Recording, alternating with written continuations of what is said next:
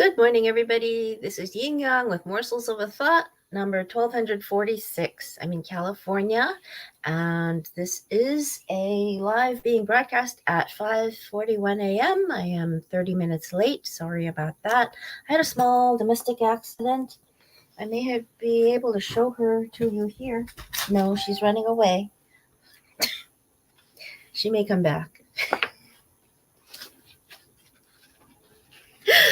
Oh my goodness. So today we are on our Focus Friday. Our financial focus is with Victoria Rader in Prosper Me, the 35 universal laws to make money work for you. So right now we are in chapter 4. Let me put that in here. Let's see. Here we go. Put it here. There, enter, and highlight. There we go. Okay, so my screen has jumped and now it's okay again. All right, so the law of cause and effect is that your mindset is the cause and your finances are the effect. There are a lot of interpretations of the law of cause and effect. Most of us have been taught to view money as the cause of our future abundance. Yet, if you make $1 million a month, you're a millionaire. But if you're only profiting $100, you're broke. It's easy to think that it's your money that causes your state of being, but it's not the case. Your mindset is the cause. I know many broke millionaires who live paycheck to paycheck because they can't manage their money. Meanwhile, I know many people who live in third world countries who budget and thrive on what they make because of their prosperous mindset. Okay, and here we have a little bit of a highlight right over here to make. More money. Oh, screen. More money will never. My screen. Okay, I'll be fixing the lamp first, and then I'll be fixing the computer second. The lamp is broken, but it's being sent out, and here we are. More money will never heal a broken mindset. More broken. More money will never More money will never heal a broken mindset. Money problems are not solved with money solutions, not permanently. Money problems are solved with mindset solutions. Let's examine that in greater depth. First of all, your current circumstance is just a reflection of the past where you've allowed yourself to be where you, with a capital U, have allowed yourself to be ruled by the little me that lives inside of each of us, that fearful, materialistic, disconnected part of you. Whatever you have right now is not who you are in this current moment. It's who you were leading up to now. Your choices, both conscious and subconscious, have brought you to this moment.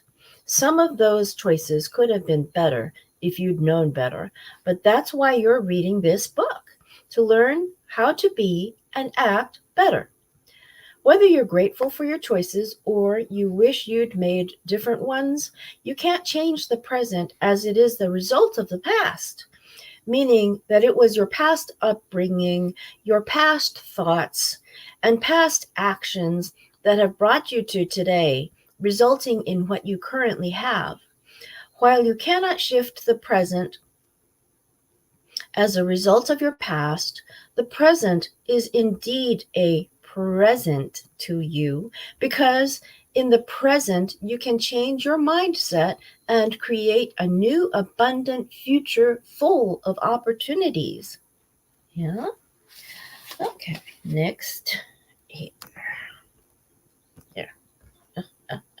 Oh my goodness. Oh my goodness. Here we are. Here you go. You can change your mindset, shifting it from fearful survival to, hold on, you can change your mindset, shifting it from fearful survival me to believing significant me. Changing your current mindset enables you to create a different future. Now, notice how the me is a small m, small e in the fearful survival me. Changing your current mindset enables you to create a different future. So you can change it to a believing and significant me with an M, capital E.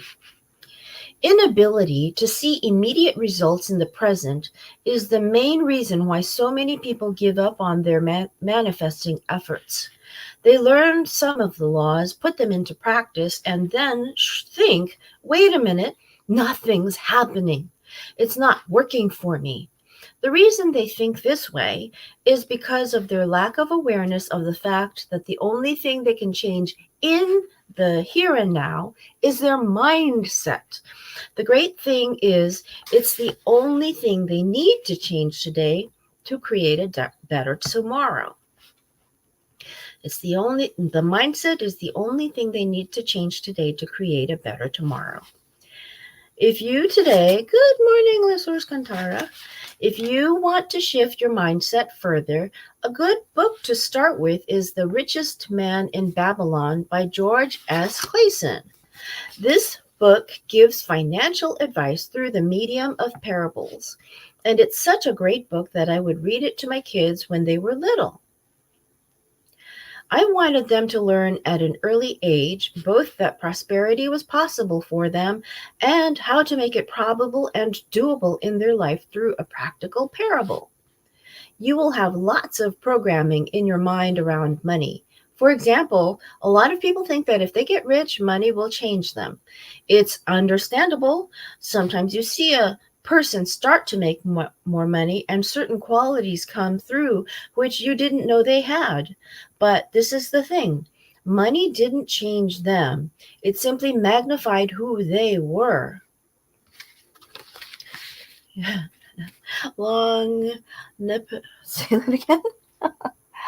King Nebuchadnezzar. Yeah. The reason why you don't see a lot of millionaires and billionaires running around showing off how great they are is because they don't need credit. They live humbly and bless the lives of many people without seeking credit. The ones you do hear about are usually the ones who aren't the kindest or nicest people. But money didn't make them that way. Money simply magnified who they are.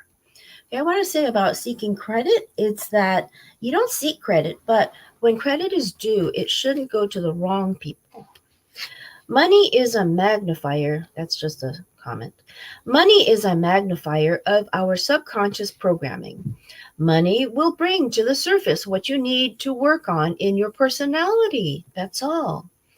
When my son Ray was around 3 years old, I was doing a puppet show for him about the little red hen. Truly rich people don't seek credit. Yeah, that's true.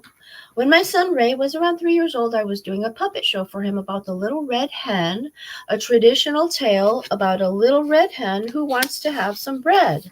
The hen knows she needs to sow the seeds. I think it's sow or sow. I don't know. Sow the seed. Oh, sow is the animal. Sow the seeds and nurture the wheat before she can enjoy the harvest.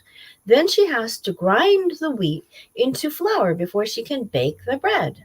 She knows she can't do it all alone, so she goes to the other animals and asks them for help. Most of them choose to help her and they get to have some of the bread. But there's a dog who says he doesn't want to help, and consequently, he doesn't get any bread. When I finished the puppet show, I asked Ray to do it for me to see if he'd understood the moral of the story. When he got to the part with the dog, the hen asked the dog for help, and he refused. Feeling so proud of my boy that he remembered the story so well, I asked Ray, why would the dog do that? Ray creatively responded that the puppy was too busy making a treasure map because he was going to find the treasure. And once he found it, he was going to use the money to buy all the bread he wanted. My little boy had figured out that there's more than one way to get what you want. You can invest time and energy going through the steps to get the bread, or you can invest money and let someone else spend their time and energy for you. The that doesn't mean This doesn't mean that we shouldn't help others or that we shouldn't be willing to work. Both helping others and working via making considerable efforts and taking action come around come under other come other come, eh. both both helping others and working via making considerable efforts and taking action come under other laws, which we'll delve into later. But the law of cause and effect shows that there are different routes to getting what you want by shifting your mindset. My son at a young age had an innate understanding of how money works. Unfortunately, despite the fact that I was his mom, I didn't have this gift. My mindset regarding money was preset by my socialist upbringing while living in the Soviet Union. When I realized my gap of perception about money after hearing Ray's perspective, I started to read everything surrounding the healthy and prosperous money mindset. I figured I had to find a way to stay at least at the level of my 3-year-old, if not ahead of him. I got a children's version of the game Cash Flow based on the books by Robert Kiyosaki and played it with both of my children. I began to learn about money while they had fun learning also. So, I want to mention something about the socialist upbringing in the Soviet Union being different from the upbringing in the United States. In the United States, we used to quip and joke that in the Soviet Union, they'd say, what's mine is mine and what's yours is mine also. There's a little bit of truth to it, enough that you could see the downside of the taking for granted is the idea that yours is mine also. Mine is mine also. But the virtuous part of sharing in the Soviet Union would have been what's yours is yours and what's mine is yours. Now, that's a really, really self sacrificing way. And I don't know how Victoria Rader would see it, but I say there's definitely some differences. And I don't know how it was seen over there, what we are doing here. So all I'll say is that. Okay, so back to the author. Maybe you were born with a good money mindset, or maybe you're like me and you'll have to learn how to develop yours. Now, look, by the way, I'm going to say again something else. I'm going to say that we probably have a lot of different quips and jokes over there in the Soviet Union, the former Soviet Union, that we don't have here and that we don't know about here. And we're certainly not angels, any of us. Any of us. It's including me, it's including everybody, I think, except for, you know, regardless of your genetic giftedness toward a money mindset, it's always possible to expand your mind to a new level of prosperity. Okay, so far so good. I'm looking at the chapter, and I'm seeing that we've got a little bit more. And the time is 5:55 a.m. This is one of the unusual times I would like to